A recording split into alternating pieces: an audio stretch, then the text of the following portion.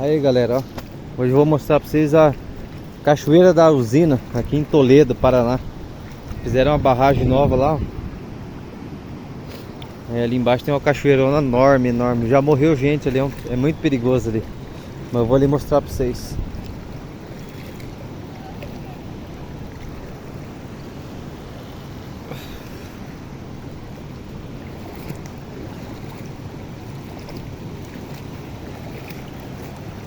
Olha a altura da cachoeira.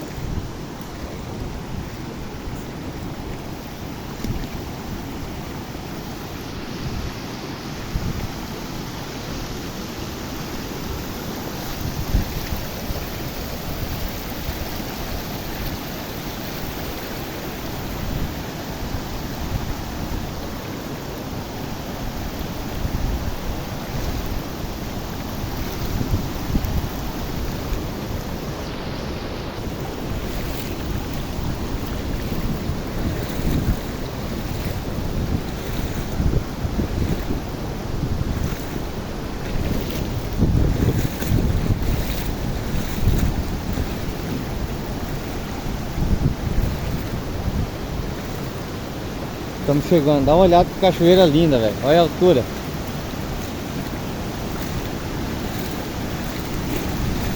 Muito top.